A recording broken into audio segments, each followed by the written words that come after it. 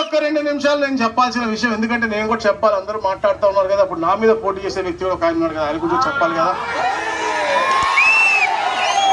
చెప్పాలా వద్దా? మిత్రులారా, నేను మొట్టమొదటిసారి పోటీ చేసింది ఎప్పుడు మిత్రులారా? 2009. ఆయన ఎప్పుడు పోటీ చేశాడు తా మిత్రులారా? 2009. 2009లో ఇద్దరు రాజకీయ ప్రవేశం చేశాం. మీకు గుర్తు పెట్టుకోవాలా, మీరు అందరు ఇళ్ళకు చెప్పాలి మిత్రులారా. 2009లో ఇద్దరము ఓడిపోయాం. సత్యప్రసాద్ పారిపోయాడా? ఆ వ్యక్తి ఏమయ్యాడు 2009 నుంచి ఈరోజు దాకా అడుగుతా ఉన్నాను. 2009లో ఓటమి పాలైన తర్వాత ఇదే ప్రాంతంలో వరదలు వస్తే పేటారు, మునిగిపోతే ప్రతి ఇంటికి తిరిగి ఏ ఇంట్లో ఏ అక్కకి చెల్లెకి ఎవరికి ఇబ్బంది వచ్చినా కాపాడిన తెలుగుదేశం పార్టీ సైనికులు, ప్రతి ఒక్క తెలుగుదేశం కార్యకర్త. ఈ రేపాల పట్టణం మునిగిపోయినా, పేటారు మునిగిపోయినా, చుట్టుపక్కల గ్రామాలు మునిగినా ప్రతి ఇంటికి వెళ్లి కూరగాయలు ఇవ్వాలా, పాలు ఇవ్వాలా, మందులు ఇవ్వాలా, ఇంకేమి ఇవ్వాలని చెప్పి ఓడిపోయిన తర్వాత కొన్ని నెలల నుంచి స్టార్ట్ చేసేటువంటి పైన మాది.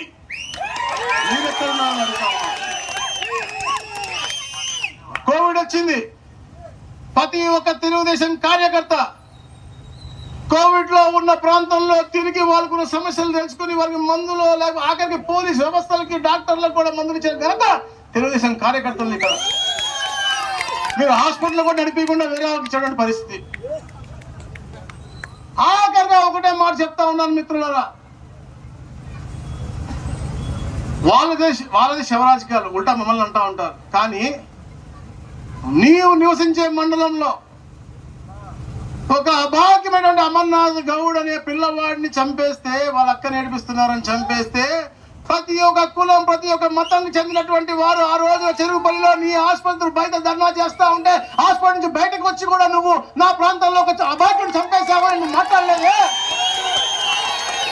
ఈ రోజు ఈ రేపల్లో ఏ ముఖం పెట్టుకుని నువ్వు ఓటు అడుగుతున్నావు అడుగుతా ఉన్నాను.